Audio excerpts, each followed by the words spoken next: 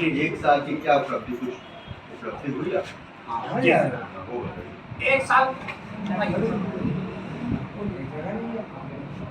Sir शासन ने तमाम विभागों को पूछा जाए अध्यक्ष बताएगा दूसरा।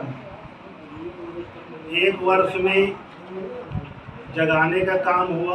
भारत के अंदर जितने ठगी पीड़ित जमाकर्ता परिवार निवेशक हैं, लगभग भारत में 28 राज्यों में 20 राज्यों में ये संगठन पूर्ण रूप से काम कर रहा है और तमाम तरह की उपलब्धि हैं। तमाम सरकारों ने, राज्य सरकारों ने इस वर्ष एक्ट 2019 की अनुपालना कुछ जगह पर सुनिश्चित कर दिया है और राज्य सरकार जो PID एक्ट है उसके तहत भी कार्रवाई करना शुरू कर दिया। लेकिन अभी पूर्ण रूप से जो राज्य सरकार है वो अपने अधीनस्थ कर्मचारियों को सही ढंग से दिशा निर्देश नहीं दे रहे, जबकि वर्ष एक्ट कानून 2019 के तहत ये प्राविधान है कि प्रत्येक ठगी पीड़ित का एक पाई से भुगतान 2 से 3 गुना उसकी जमा रकम का होना चाहिए। लेकिन पूरी तरह से यहाँ के कर्मचारी अधिकारी नकार रहे हैं।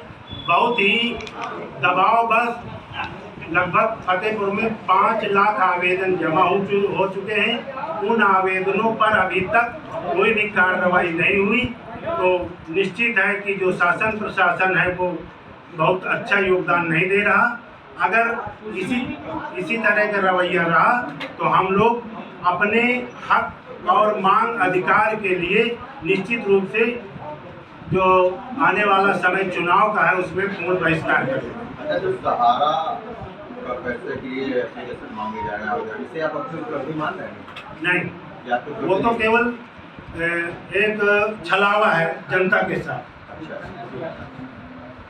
जनता के साथ छलावा है, क्योंकि पैसा सहारा का और सहारा के ही लोगों को पैसा मिलना है। सरकार आगे आकर के पोर्टल लॉन्च किया जिसमें केवल 10,000 रुपये।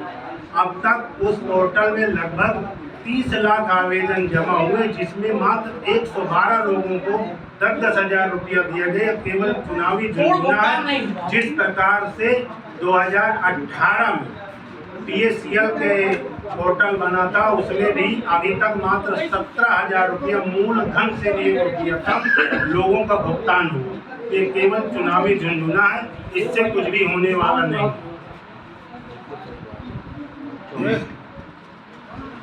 भुगतान हो तो पूर्ण रूप से हो और न कि आंशिक धन 10,000 हो। और जिनका 10 लाख रुपया जमा है उनके लिए क्या होगा 10,000। तमाम तरह की उसमें भी पोर्टल में कर दिया कि मोबाइल आधार से लिंक हो और पैन कार्ड लिंक हो। तमाम तरह की असुविधा वो 10,000 के लिए हमारे साथी 2-4 हज़ार रुपया इधर उधर कर देते हैं, जो कि कागज बनवाने में। ये है सरकार की। कभी भी सरकार नहीं चाहती कि नहीं भुगतान। जब पूर्ण रूप से कंपनियों की संपत्ति सरकार ने अपने अधिग्रस्त किया है तो उसको नीलाम करके हर हालत में वर्ष एक्ट कानून के तहत संबंधित तरीके से भुगतान होगा। बहुत सही। नाम बता दीजिए कौन कौन लोग बैठे हैं आप?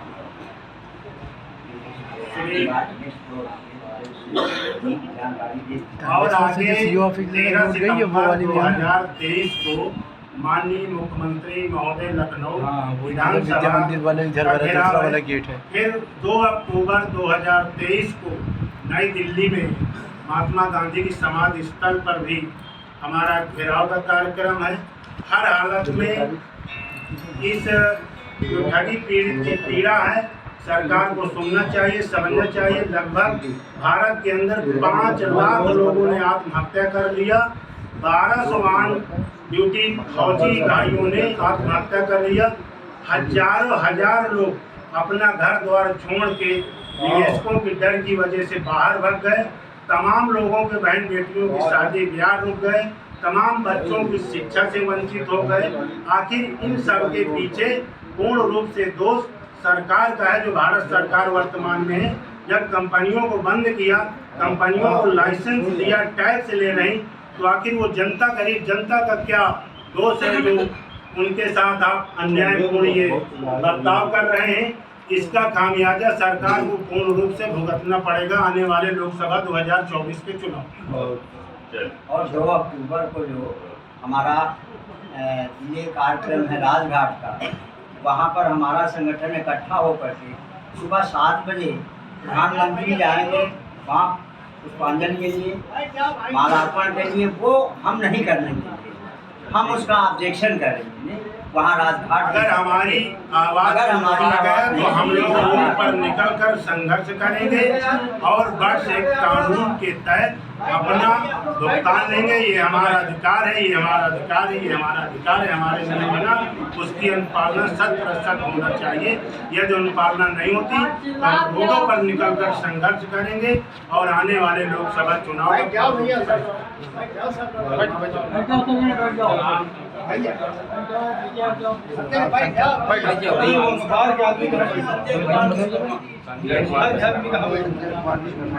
राकेश कुमार साहब।